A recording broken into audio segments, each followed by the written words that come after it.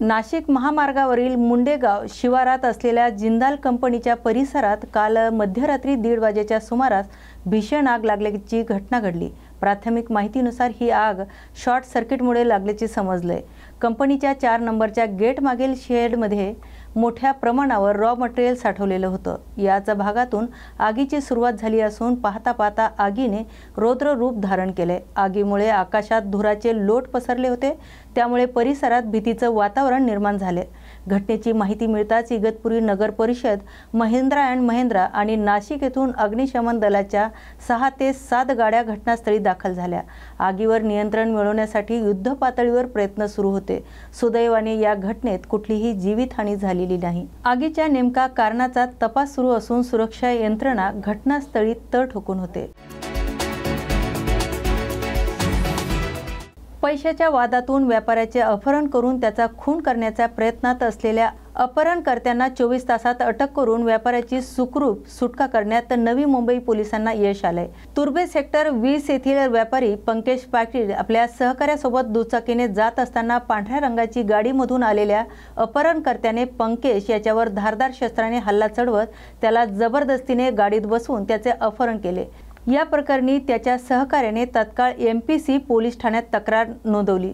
नवी मुंबई पोलिसांनी एकूण 10 पथकं तयार करून अपहरणकर्त्याचा शोध सुरू केला होता। अपहरणकर्त्या व्यापाऱ्याला वाशिम येथे घेऊन गेले होते। त्यानुसार सापळा रचत पोलिसांनी 3ही आरोपींना वाशिम येथून ताब्यात घेतले आणि व्यापाऱ्याची सुखरूप सुटका करण्यात त्यांना यश आले। दिनांक 18/5/25 रोजी APMC पोलीस ठाण्याच्या हद्दीमध्ये अक्षर बिझनेस पार्क आहे। त्या ठिकाणी एक प्रशांत खैरनार आणि पंकज पाटील असे 2 भागीदार आहेत। त्यांचा परदेशामध्ये भाजीपाला आणि ॲग्रिकल्चर प्रोड्युसेस पाठवण्याचा कारभार चालतो। तर ते त्यांच्या ऑफिसमधून साधारणपणे संध्याकाळच्या वेळेला ऑफिस बंद करून 8:45 वाजता ते बाहेर आले अक्षर पार्कच्या। मोटरसायकलवर 2 जण होते। त्यावेळेला एक स्विफ्ट पांढऱ्या रंगाची कार आली आणि त्याच्यामधून 3 जण उतरले आणि त्यांनी फिर्यादी खैरनार त्याचप्रमाणे पंकज पाटील यांना मारहाण केली आणि मारहाण करून पंकज पाटील त्याला जबरदस्ती स्विफ्ट कारमध्ये बसवलं आणि त्यांना पळवून घेऊन गेले। हे गेल्याच्या नंतर मग फिर्यादी म्हणजे प्रशांत खैरनार आहेत ते पोलीस स्टेशनला आले आणि त्यांनी ती हकीकत सांगितली। हकीकत सांगितल्यानंतर ताबडतोब त्यांचा गुन्हा नोंद करण्यात आला। परंतु फिर्यादीला हे कोणी नेलं असावं, पळवून का नेलं असावं हे प्राथमिकदृष्ट्या काय सांगता येत नव्हतं। आम्ही संशयितांची म्हणजे त्यांना विचारपूस केली, कोणी केलं असावं। त्यानंतर त्यांची माहिती प्राप्त केली। अत्यंत गंभीर स्वरूपाचा असा गुन्हा असल्याने व्यापाऱ्याला एका गाडीमध्ये मारहाण करून अपहरण करून घेऊन गेल्याचा गुन्हा असल्याने आम्ही त्याची माहिती ताबडतोब वरिष्ठांना दिली। त्यानंतर माननीय आयुक्त भारांबे सर, सहआयुक्त येनपुरे सर, त्याचप्रमाणे क्राईम ब्रांचचे आमचे ॲडिशनल CP अपर आयुक्त साकोरे सर यांना ही माहिती दिली। त्यांनी सूचना दिल्या आणि आमचे DCP झोन 1 पंकज डहाणे साहेब यांच्या नेतृत्वामध्ये आम्ही काम करायला सुरुवात केली। त्यांनी पोलीस स्टेशन झोन 1चे पथकं, त्याचप्रमाणे क्राईम ब्रांचचे ACP लांडगे साहेब, ACP आमचे वाशी डिव्हिजनचे बुधवंत साहेब यांना ताबडतोब आमच्या पोलीस स्टेशनला पाठवलं। या ठिकाणी क्राईम ब्रांच आणि पोलीस स्टेशन अशी मिळून 10 पथकं तयार केली गेली आणि ताबडतोब तपासाची चक्र ही वेगाने फिरू लागली। आम्ही या ठिकाणी CCTV कॅमेराचा अभ्यास, त्याचप्रमाणे तांत्रिक आमचे जे असतात ते तपास आणि गोपनीय पद्धतीने माहिती काढली। याच्यात आणखीन एक अडचण अशी झाली की ह्या जे आम्हाला जी पहिल्यांदा गाडीची नंबर प्लेट वगैरे मिळाली होती, ती नंबर प्लेट त्यांनी ती डुप्लिकेट लावली होती। त्याच्यामुळे गाडीवाल्यांचं काही आम्हाला तसा क्लू मिळत नव्हता।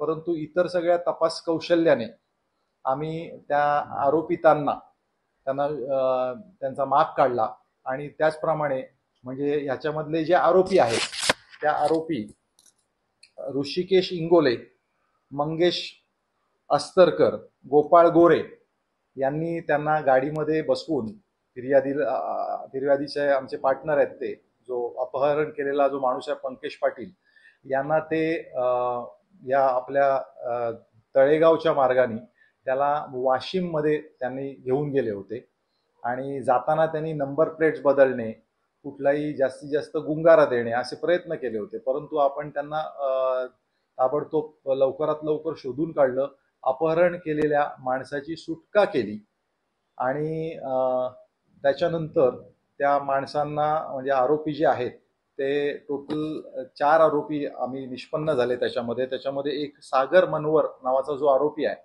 तो सागर मनवरनी हे जे आरोपी आहेत त्यांना मदत करणे, कट रचणे, त्याचप्रमाणे त्यांना इतर माहिती देणे, याच्या अपहरण केलं त्या माणसाबाबत असा त्याचा रोल होता। अशा पद्धतीने आतापर्यंत पोलिसांनी ताबडतोब वेगाने चक्र फिरवून 4 पैकी 3 आरोपींना अटक केलेले आहे। याच्यामधले जे अपहरण केलेले पंकज पाटील आहेत आणि त्यांचे पार्टनर प्रशांत खैरनार हे यांची एक्सपोर्ट करण्याचा, भाजीपाला एक्सपोर्ट करण्याचा, शेतमाल एक्सपोर्ट करण्याचा असा धंदा आहे।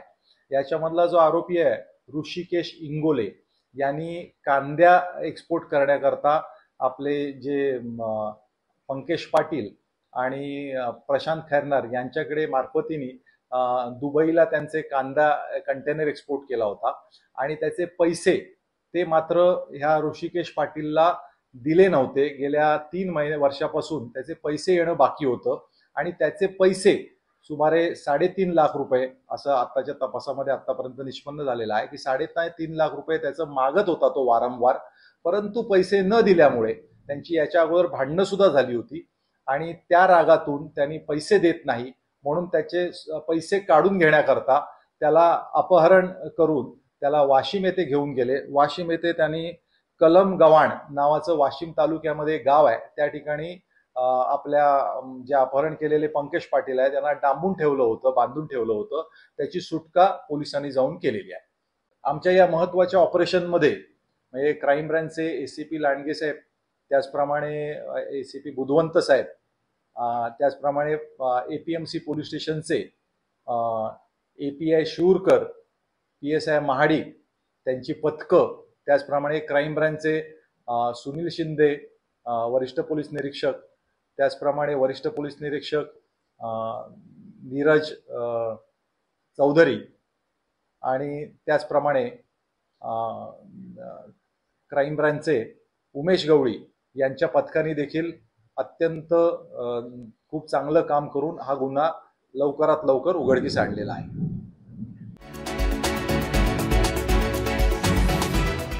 रत्नागिरी जिल्ह्यामध्ये अवकाळी पावसाने हजेरी लावली। पुढील 3 दिवस मुसळधार ते अतिमुसळधार पावसाचा इशारा हवामान खात्याने जिल्ह्याला दिला आहे। सकाळपासूनच सोसाट्याच्या वाऱ्यासह रत्नागिरीतील मुंडणगाव तालुक्यामध्ये सकाळपासून अवकाळी पावसाने हजेरी लावली।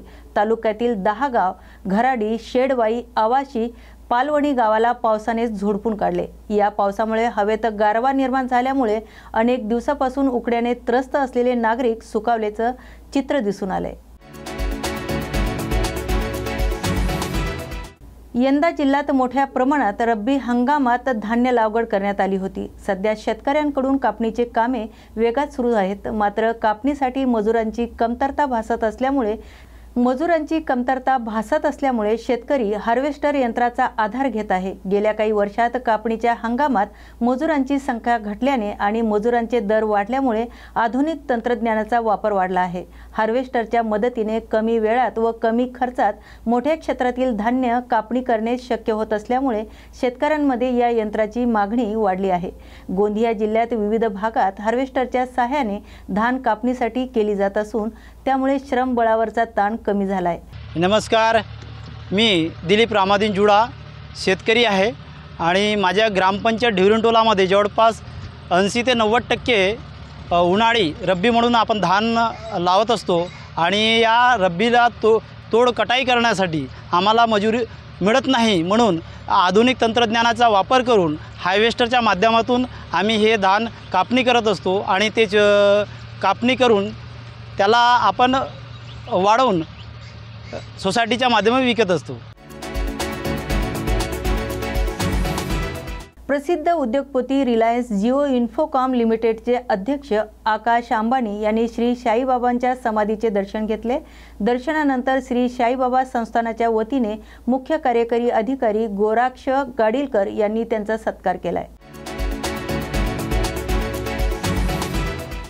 पाकिस्तानसाठी हेरगिरी केल्याच्या आरोपाखाली अटक करण्यात आलेल्या यूट्यूबर ज्योती मल्होत्राच्या प्रकरणात सखोल चौकशी सुरू आहे। भारताने दहशतवादाविरुद्ध सुरू केलेल्या ऑपरेशन सिंदूर दरम्यान ज्योती एका पाकिस्तानी अधिकाऱ्याच्या संपर्कात असल्याची बातमी समोर आली आहे। याशिवाय ऑपरेशन दरम्यान भारतात सुरू असलेल्या अनेक महत्त्वाच्या कार्यवाहीची माहिती तिने पाकिस्तानालाही पाठवली होती, असा खुलासा झालाय।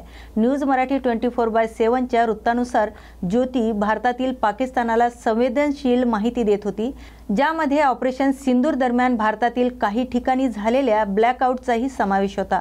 सध्या ज्योती पोलीस कोठडीत असून तिची पोलीस कोठडी आज संपत आहे। यानंतर तिला न्यायालयात हजर केले जाईल।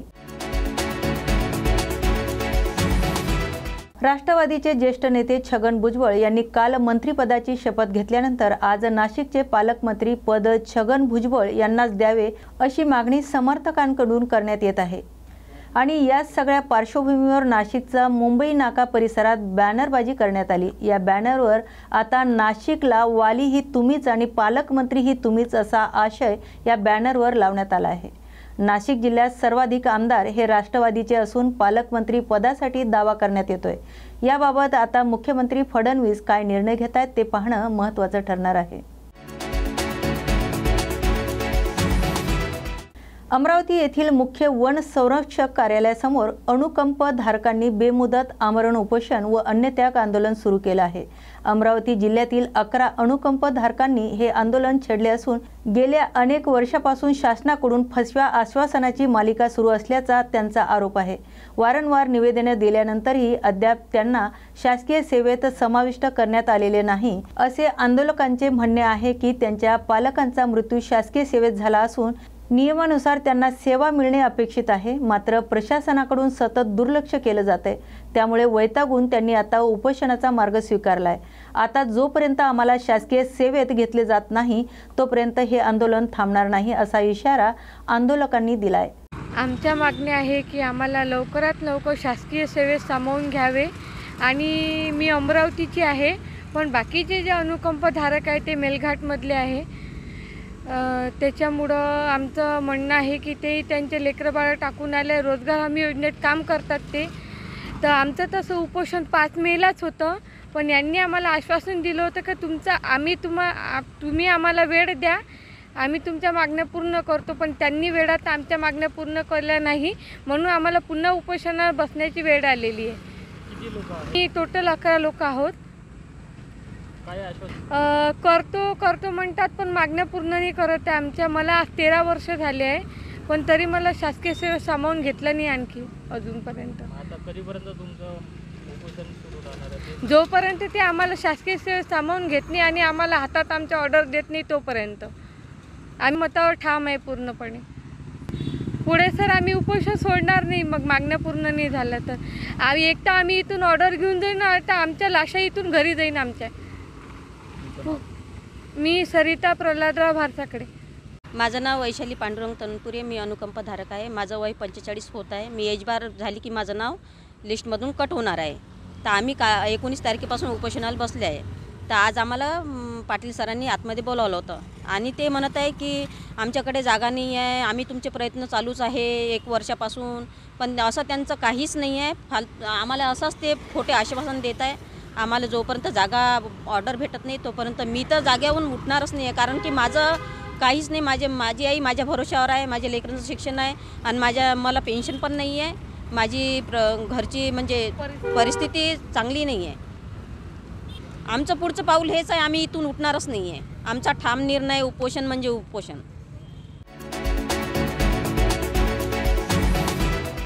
धुळे येथे रेल्वे स्टेशनच्या विविध विकासाची कामे लोकार्पण उद्या 22 मे रोजी देशाचे पंतप्रधान नरेंद्र मोदी यांच्या हस्ते करण्यात येणार असल्याची माहिती धुळे रेल्वे स्टेशन प्रबंधक सुरेश जाधव यांनी दिली।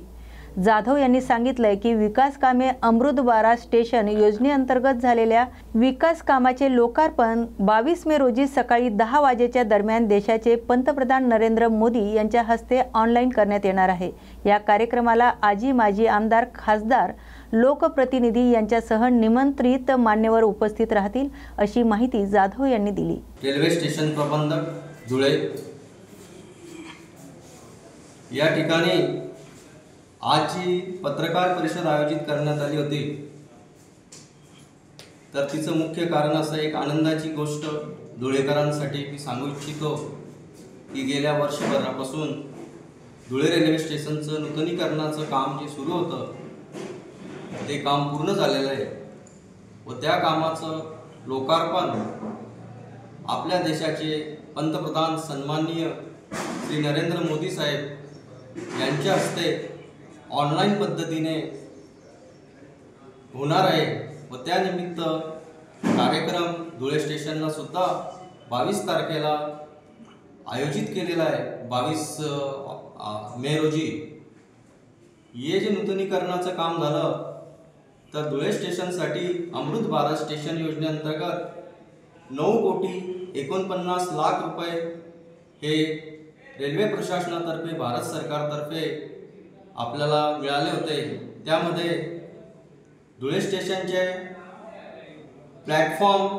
प्लॅटफॉर्मचं जे शेड आहे ते नवीन पद्धतीचं शेड तयार करण्यात आलेलं आहे।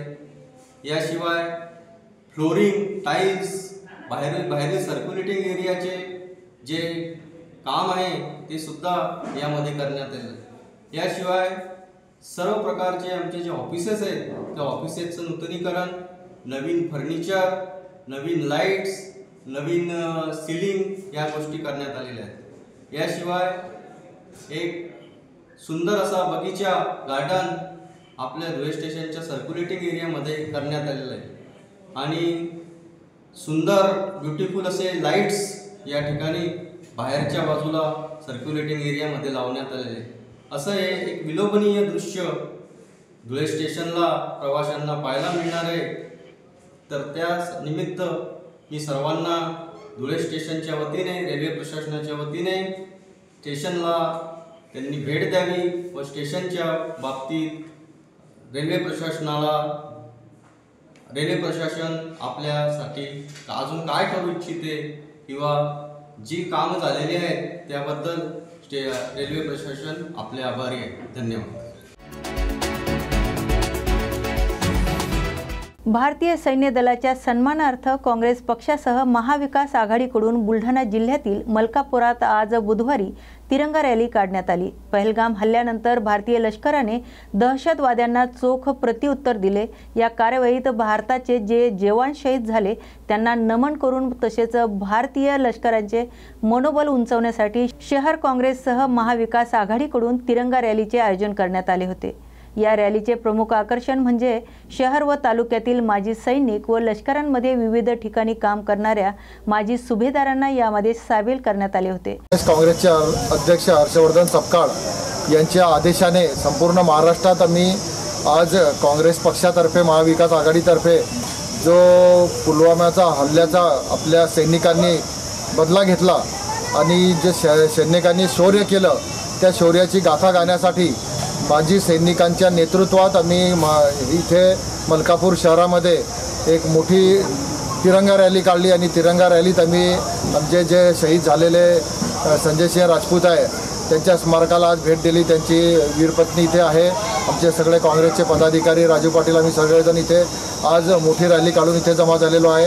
या निमित्त मला असं सांगायचं आहे की आपल्या सैनिकांनी जे कार्य केलेलं आहे त्या कार्याचं सर्व नागरिकांनी, सर्व देशातल्या लोकांनी त्याची कार्य लोकांपर्यंत पोहोचवायला पाहिजे आणि देशाबद्दल प्रेम जागृत करण्यासाठी अशा रॅली प्रत्येक ठिकाणी काढायला पाहिजे अशी मी सगळ्यांना विनंती करतो। मैं माजी सैनिक सूबेदार मुरलीधर धनके, मलकापुर, जो पहलगाम में दहशतवादी हमला हुआ है उसका हम माजी सैनिक और पूरा भारत देश निषेध करते हैं। और पहलगाम में जो ऑपरेशन सिंदूर, अपने पहलगाम के विरोध में अपने भारत देश ने ऑपरेशन सिंदूर का जो ऑपरेशन चलाया है वो सिंदूर में जो सक्सेसफुल विजय हुआ है उसका हम जो सेना के जवान हैं उन सभी जवानों का मनोबल ऊंचा करते हैं और जब हमें भारतीय सैनिक माजी सैनिकों को सीमा पर अभी भी अगर बुलाया जाता है तो हम सेना के सभी माजी सैनिक अभी भी जाने के लिए तैयार है, क्योंकि हमने अपने देश के लिए कुछ अनुभव दिया है। हम उस